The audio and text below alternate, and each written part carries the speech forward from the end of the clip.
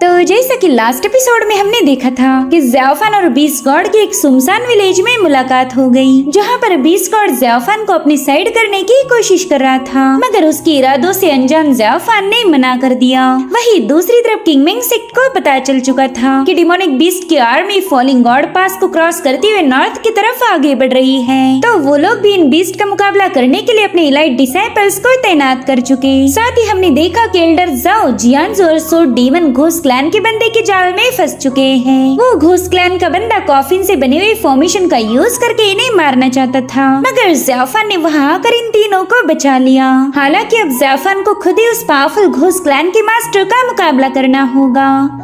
अब आगे तो इस एपिसोड की शुरुआत उसी सीन से होती है जहाँ पर ज़्याओफान उस बंदे के आमने सामने खड़ा था। वो बंदा ज़्याओफान पर काफी ज्यादा भड़का हुआ था और उससे कहता है कि तुमने मेरी शिकार को मुझसे छीन लिया, अब इसका खामियाजा भी तुम्हें भुगतना होगा। जिसके बाद वो अपनी पावर्स को एक्टिवेट करते हुए एक फॉर्मेशन के जरिए ज़्याओफान पर इवल स्कल से अटैक करने लगा। यहाँ पर ज़्याओफान बड़ी ही तेजी के साथ उसके हर एक अटैक को डॉज करते हुए सीधे उस बंदे पर हमला कर चुका।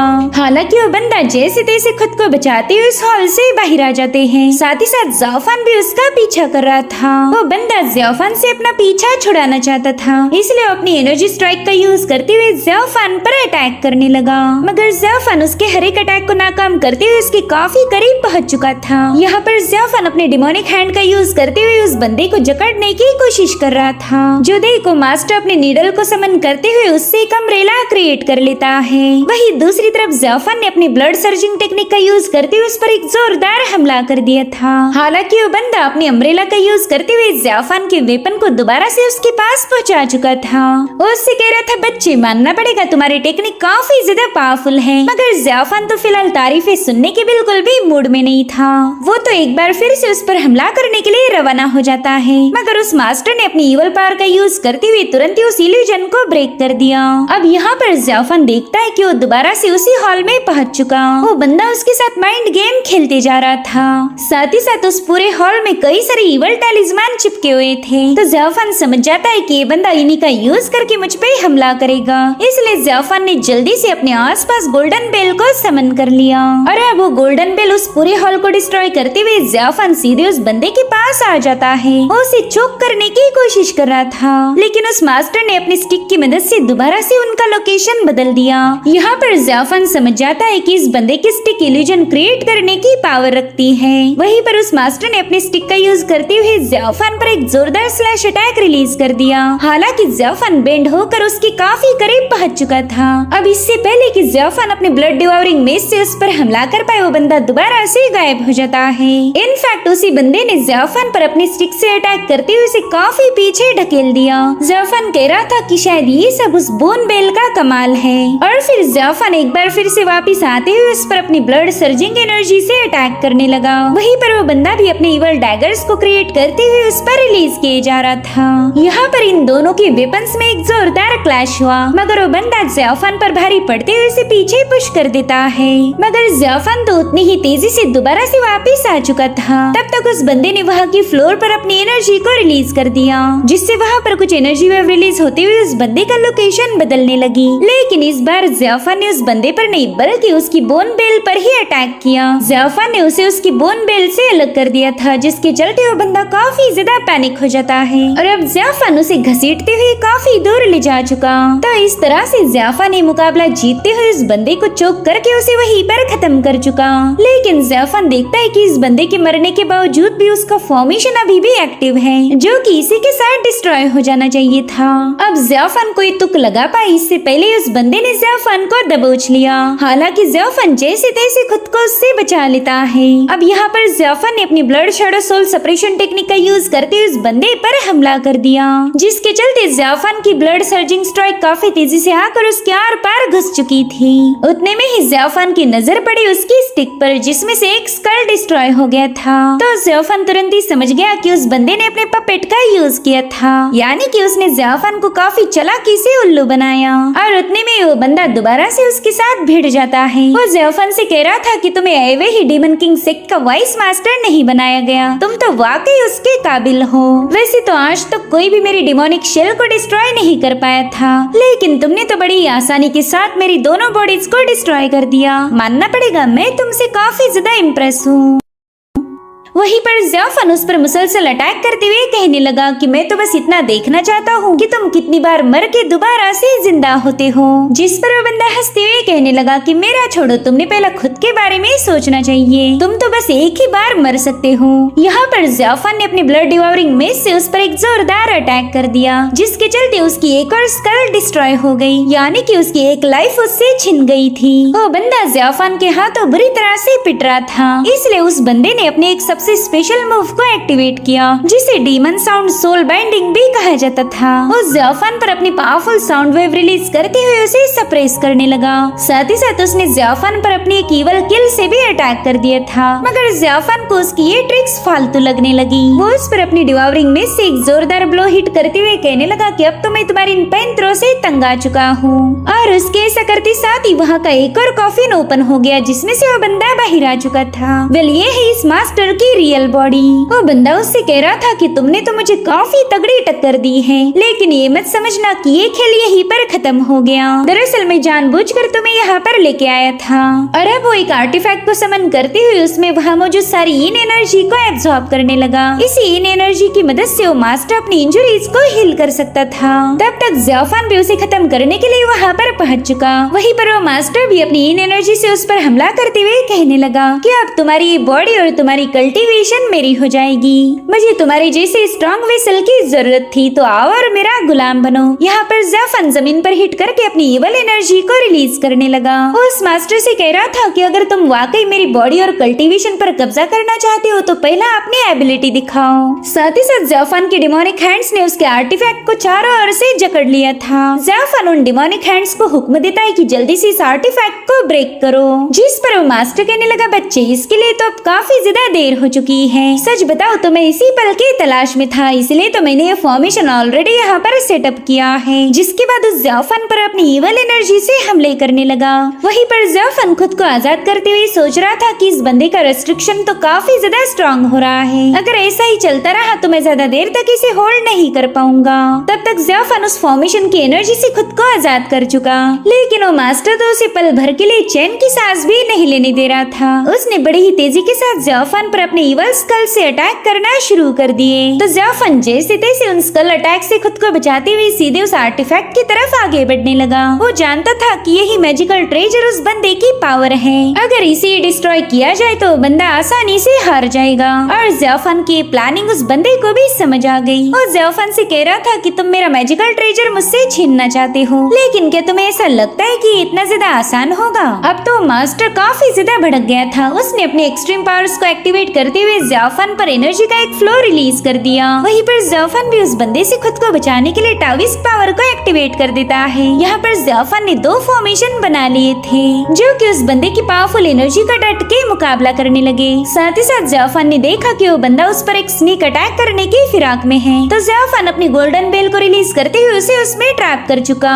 लेकिन वो बंदा ज़्याफन को मारने के लिए इतना बेचैन था कि उसने खुद के स्कल को डिस्ट्रॉय करते हुए उस बेल से आजाद हो गया। अब वो यहाँ पर सोल पियर्सिंग नेल का यूज करते हुए ज़्याफन पर अटैक करने वाला था। अब यहाँ पर ज़्याफन उस सोल पियर्सिंग नेल से बचने की पूरी कोशिश करता है, लेकिन वो नेल इतना ज्यादा शार्प था कि उसने ज़्याफन की फॉर्मेशन को ब्रेक करते हुए सीधे उसके आर पार घुस गया। यहाँ पर ज़्याफन घायल हो के नीचे पटक चुका था। तब तक वो मास्टर भी उसके पास आ जाता है। वो ज़्याफन की ब्लड को कलेक्ट करते हुए कहने लगा कि बच्चे अब तुम समझ गए होंगे कि इस मुकाबले में जीत किसकी हुई। साथ ही उसने वहाँ पर एक ब्लड फॉर्मेशन एक्टिवेट करते हुए ज़्याफन पर हजारों लाखों हमले कर दिए, जिसमें उसे लग रहा था कि ज़्याफन की बॉडी पूरी तरह से डिस्ट्रॉय हो चुकी है। ज़्याफन का ढेर सारा खून देखकर वो बंदा कह रहा था कि अफसोस इतनी अच्छी बॉडी मेरे हाथ से निकल गई। और उतने में ही अचानक से ज़्याफन उसके पीछे आ गया। वो कह रहा था कि इतनी जल्दी खुशियाँ मत मनाओ, मैं अभी तक जिंदा हूँ। अब वो बंदा कुछ समझ पाई इससे पहले ज़्याफन ने उस पर अपनी ब्लड डिवावरिंग में से अटैक कर दिया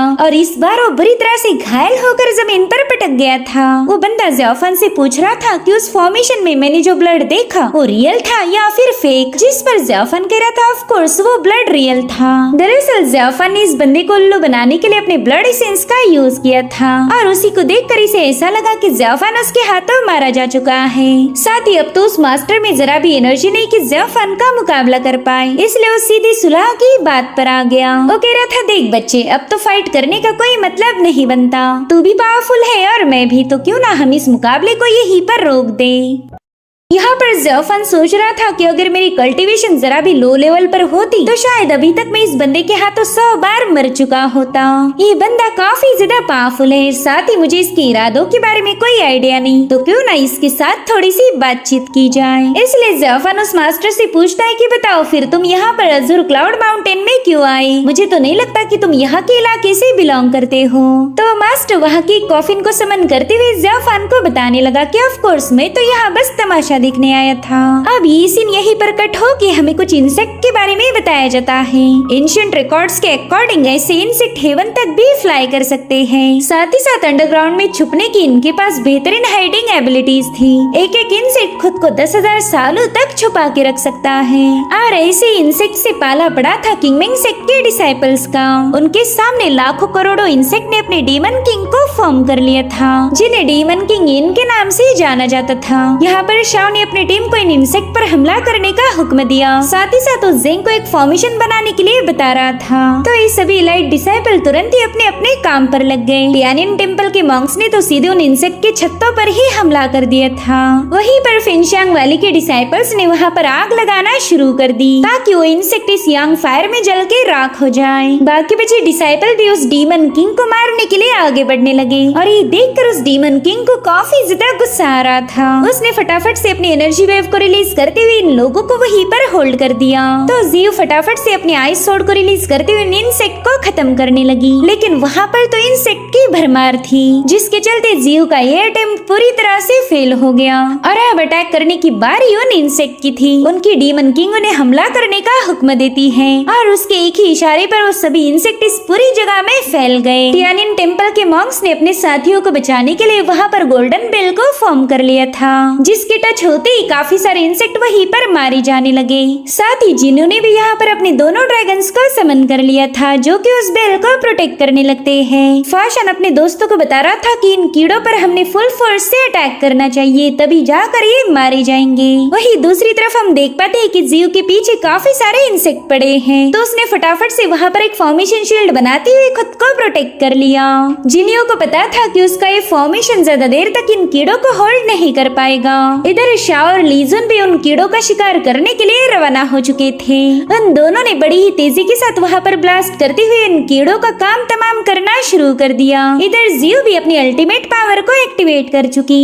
यहाँ पर हमें एक इंटेंस मोमेंट दिखाया जाता है जब जीव और शाओ इंसेक्ट के डीमन किंग को मारने के लिए उसके एकदम करीब पहुँच चुके थे, लेकिन ये उस डीमन किंग पर हमला कर पाई इससे पहले उसने अपनी साउंड वेव को रिलीज कर दिया, जिससे इन दोनों को काफी ज्यादा पेन हो रही थी। इनफैक्ट शाओ तो इन साउंड वेव के चलते बुरी तरह से अफेक्ट हो गया। इसी मौके का फायदा उठाते हुए डीमन किंग उसे मारने वाली थी, लेकिन तभी फाशियन अपनी गोल्डन बेल का यूज करते हुए शाओ को बचा लेता है। ये सभी डिसाइपल उस डीमन किंग को मारने की पूरी कोशिश में लगे थे। यहाँ पर जिंग ने अपना एक बहुत ही पावरफुल फॉर्मेशन सेटअप करते हुए उस डीमन किंग को उसमें ट्रैप कर लिया। साथ ही साथ जीव भी उस पर अपने आइस से अटैक कर देती है, जिसमें वो डीमन किंग पूरी तरह से फ्रीज हो गई थी। यहाँ पर शाओ फाशांग और फाशियान से कह रहा था कि मेरे भाइयों चलो 4 सिंबल फॉर्मेशन सेटअप करते हैं। तो उन लोगों ने तुरंत ही उस फॉर्मेशन को सेटअप कर लिया, जिसमें से काफी strong soul striking energy release होने लगी। वहीं दूसरी तरफ यान ने भी 10 टाइगर माउंटेन स्लैश को एक्टिवेट कर दिया था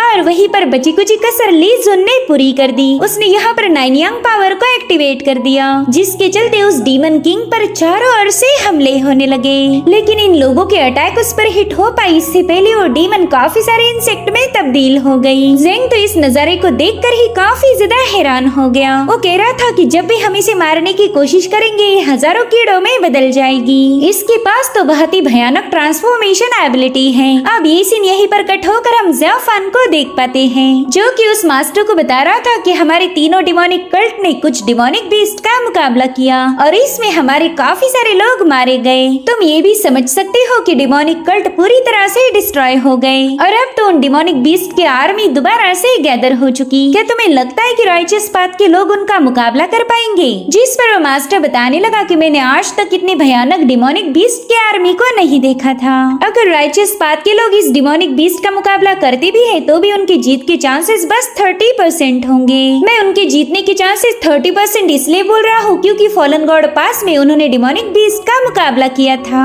वो समझ चुके हैं कि इन डिमोनिक बीस्ट का खात्मा करने के लिए उन्हें किस हद तक जाना पड़ेगा। लेकिन यहाँ पर एक बहुत बड़ा मसला है, अगर ये लोग डिमोनिक बीस्ट को मार भी दे तो भी उनकी डिमोनिक एनर्जी वहीं पर फ्लोट होगी और फिर उसे एब्जॉर्ब करके 9 किंग अवेकन हो जाएंगे। सो गाइज यहाँ पर 9 किंग्स कौन है इसके बारे में हमें फिलहाल तो बताया नहीं गया। ज़ेऑफान उस मास्टर से पूछ रहा था कि तुम्हें ऐसा क्यों लगता है कि राइचस पाथ के लोगों का 30% जीतने का चांस है। तो मास्टर जवाब देता है कि राइचस पाथ के पास इमॉर्टल स्लेइंग स्वॉर्ड फॉर्मेशन है। हालांकि ज़ेऑफान उसकी बात से अग्री नहीं था। वो कह रहा था कि मैं जानता हूँ उस फॉर्मेशन में गजब का किलिंग इंटेंट है, लेकिन हजारों लाखों की डिमोनिक बीस्ट की टाइड के सामने वो फॉर्मेशन भी फीका पड़ जाएगा। जिस पर वो मास्टर कह रहा था कि तुम एक बात भूल गए, डिमोनिक बीस्ट के पास सोचने के लिए दिमाग नहीं है और इसी बात का फायदा राइचस पाथ के लोग उठा सकते। वो माउंटेन्स एंड रिवर का यूज करते हुए डिमोनिक बीस्ट को भटका सकते, इससे उन्हें और थोड़ा सा वक्त मिल जाएगा। अगर इन राइचस पाथ के लोगों ने इन डिमोनिक बीस्ट की टाइड को लीड करने वाले डीमन किंग्स को ही निशाना बनाया तो फिर बाकी बचे डिमोनिक बीस्ट रेत जैसे बिखर जाएंगे, उनका कोई लीडर नहीं होगा। जिस पर ज़ेऑफान कह रहा था कि उन डिमोनिक बीस्ट के डीमन किंग काफी ज्यादा पावरफुल हैं। मेरे ख्याल से उनके पास हेवन रीचिंग कल्टीवेशन होगी, जिसके चलते डीमन किंग को मारने के लिए इमॉर्टल स्लेइंग स्वॉर्ड फॉर्मेशन भी काफी नहीं होगा। मैंने खुद होकर डीमन किंग का मुकाबला किया था, इसलिए ये बात मैं दावे के साथ कह सकता हूँ। जिस पर वो मास्टर कहने लगा कि तुम तो राइचस पाथ को फॉलो करने वाले किंगमिंग सेक्ट को कुछ ज्यादा ही हल्के में ले रहे हो। वो हजारों सालों पुराना एक ग्रेट फैक्शन माना जाता है, उसने आज तक अपनी असली पावर किसी को शो नहीं की और अब तो उन्हें इतना ज्यादा वक्त मिल चुका है कि वो अपनी स्ट्रेटेजीज को अंजाम दे पाए। इसलिए देख लेना इसमें किंगमिंग सेक्ट के जीतने के चांसेस हैं। उनके पास कोई तो हुकुम का इक्का होगा जिसका यूज करके वो इन डिमोनिक बीस्ट पर फतेह हासिल करेंगे। अब ये सीन यहीं पर कट होकर हम इलाइट डिसाइपल्स को देख पाते हैं, जो कि लास्ट मोमेंट पर आके इंसेक्ट के डीमन किंग को मारने में फेल हो गए थे। शॉ कह रहा था कि उस डीमन किंग के पास ट्रांसफॉर्मेशन की एबिलिटी है, जब भी हम उस पर अटैक करेंगे वो हजारों लाखों इंसेक्ट में बदल जाएगी।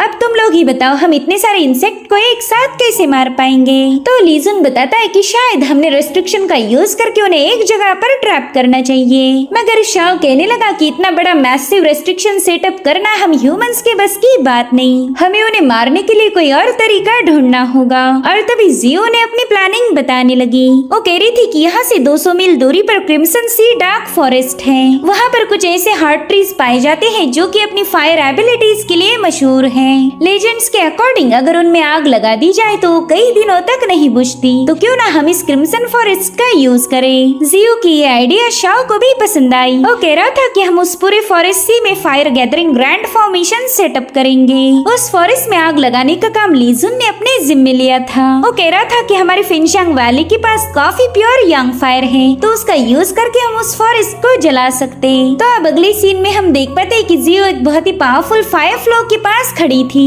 और उतने में ही इंसेक्ट वहाँ पर पहुँच जाते हैं। दरअसल ये लोग उन इंसेक्ट को अपने पीछे लगवा कर क्रिम्सन फॉरेस्ट में लेके आए थे। तो जियो ने फटाफट से अपने 10,000 सोर्ड फॉर्मेशन को एक्टिवेट करते हुए उन कीड़ों पर अटैक कर दिया, जिसके चलते वहाँ पर काफी सारे ब्लास्ट हो रहे थे। वहीं पर लीजुन भी जल्दी से अपने साथियों की मदद से वहाँ पर फायर फॉर्मेशन सेटअप कर चुका, जिसके चलते वो डीमन किंग उस फॉर्मेशन में ट्रैप हो गई थी।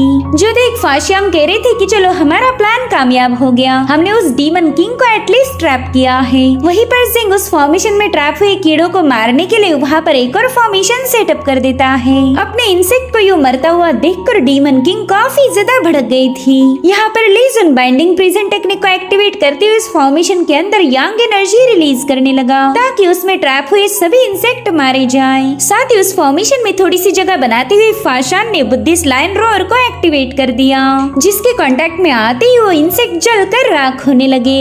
यहाँ पर जियो ने भी 10,000 सोड फ्रॉस्ट्रोम को एक्टिवेट कर दिया था। वो इस टेक्निक की फर्स्ट मूव डीमन स्लिंग का यूज करते हुए इंसेक्ट पर हमला कर चुकी। यहाँ पर जियो के अटैक की चपेट में आते ही वो डीमन किंग दर्द के मारे तड़पने लगी, जिसके बाद वो ब्लास्ट होकर उसका किस्सा वहीं पर खत्म हो जाता है। ये लोग देख पाते हैं कि वहाँ पर टोटल 4 बड़े बड़े स्टोन क्रिएट हो चुके हैं, जिसके अंदर से उन्हें इंसेक्ट की स्पिरिचुअल एनर्जी महसूस हो रही थी। जियो कहने लगी कि शायद ये डीमन किंग अभी तक जिंदा होंगे, जिस पर लीजन कह रहा था कि ये कंफर्म करने का बस एक ही रास्ता है, हमें इन स्टोन को ब्रेक करना होगा। जिसके बाद वो बड़ी तेजी के साथ उन शेल की तरफ रवाना हो गया, जो देख उसकी जूनियर यानहोंग भी पैनिक होकर उसे फॉलो करने लगी। यहाँ पर जिंग सोच में पड़ गया कि हमने बस एक डीमन किंग को मारा था, लेकिन वो 4 हिस्सों में स्प्लिट हो गई। साथ ही साथ उसकी स्पिरिचुअल एनर्जी अभी तक इंटैक्ट है। इधर लीजन अपनी सोर्ड से उस शेल पर अटैक कर देता है, जिसके अंदर से उसे काफी फियर स्पिरिचुअल एनर्जी का फ्लो महसूस हो रहा था।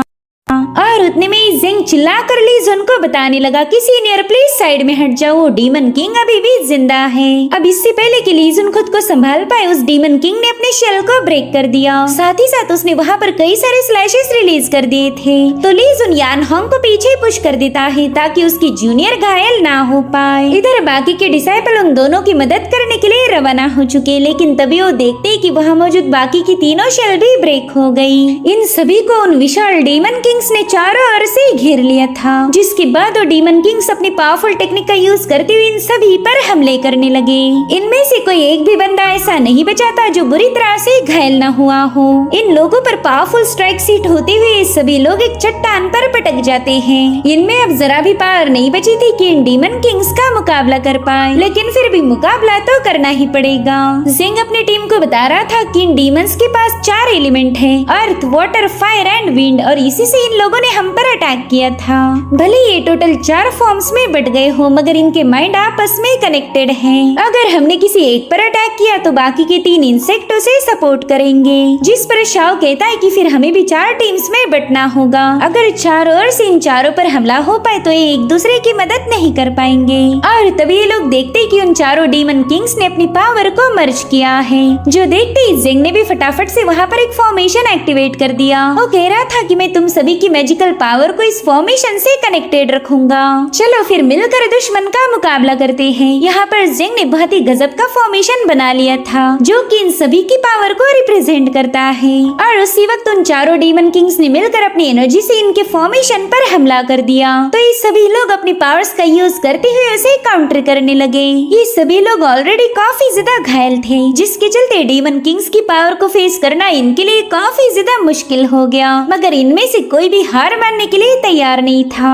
उसी वक्त फाशान और फाशियांग ब्रदर्स ने मिलकर इन सभी लोगों को वहाँ से बाहर जाने के लिए बता दिया। वो कह रहे थे कि जल्दी से जाकर उन डीमन किंग्स को सेपरेट करो। तो सबसे पहले डीमन किंग को जियो ने अपनी एनर्जी में ट्रैप कर लिया, जिसके बाद वो अपने फर्स्ट फॉर्मेशन का यूज करते हुए उस पर एक खतरनाक अटैक कर देती है। यहाँ पर जिनियो ने भी अपने ड्रैगन्स को समन करते हुए एक दूसरे डीमन किंग को उसमें ट्रैप कर दिया, और वहीं पर जिंग जाकर उस ट्रैप हुए डीमन किंग को अपने फॉर्मेशन में कैद कर लेता है। उस डीमन किंग को मारने के लिए लीजुन और यानहोंग ने अपनी फायर पावर का यूज किया था। हालांकि वो डीमन किंग अभी तक हार मानने के लिए तैयार नहीं था। उसने अपनी साउंड वेव को रिलीज करते हुए लीजुन के स्लैश को काफी देर तक होल्ड कर लिया।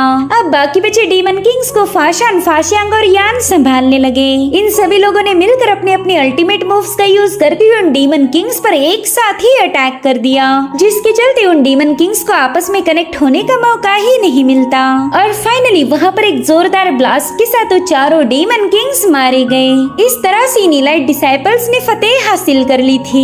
जिंग कह रहा था कि ऑलरेडी ये दुनिया तबाही की कगार पर है, पता नहीं ये जंग खत्म कब होगी। जिस पर जियो कह रही थी कि अभी तक डिमोनिक बीस्ट का लॉर्ड मारा नहीं गया, जब तक वो नहीं मरता तब तक ये जंग खत्म नहीं होगी। वही दूसरी तरफ वो मास्टर ज़ेफान को बता रहा था कि किंगमिंग माउंटेन पर कई सारे ट्रैप्स हैं। किंगमिंग सेक के मास्टर डाओ जुआन को हल्के में नहीं ले सकते, वो बंदा काफी ज्यादा शातिर है, इसलिए अगर डिमोनिक बीस्ट को खत्म करना है तो वो बंदा बहुत बड़ा दाव खेलेगा। साथ ही साथ वो मास्टर ज़ेफान से पूछ रहा था कि बच्चे क्या तुमने फैंटम मून केव मेंशन का नाम सुना है? दरअसल किंगमिंग सेक के एंसेस्टर ने ही उस केव को फाइंड किया था। उसी केव में उन्हें एनलाइटनमेंट हासिल हुई। ऐसा कहा जाता है कि उस केव में किंगमिंग सेक के कई सारे प्रोटेक्टिंग ट्रेजर छुपाए गए थे। इतना ही नहीं, किंगमिंग सेक के लीडर डाओ जुआन की इमॉर्टल स्लिंग सोर्ड भी उसी से ओरिजिनेट हुई थी। लेजेंड्स के अकॉर्डिंग उस जगह पर बस सेक का मास्टर ही कल्टीवेट करने जा सकता है। जिस पर ज़ेफान कह रहा था कि मैंने फैंटम मून केव मेंशन का नाम पहली बार सुना है, क्या वह जाने वाला बंदा अपनी कल्टीवेशन को इम्प्रूव कर पाएगा? जिस पर वो बंदा कह रहा था हाँ बिल्कुल, जो भी कल्टीवेशन की बुलंदियों को छूना चाहता है उसे फैंटम मून केव मेंशन जाना ही पड़ेगा। यहाँ पर ज़ेफान को डीमन किंग की याद आने लगी, क्योंकि उन्होंने भी किसी ऐसी ही जगह का जिक्र किया था। और इसी के साथ एपिसोड यहीं पर एंड हो जाता है। Thank you so much for watching, bye bye, take care.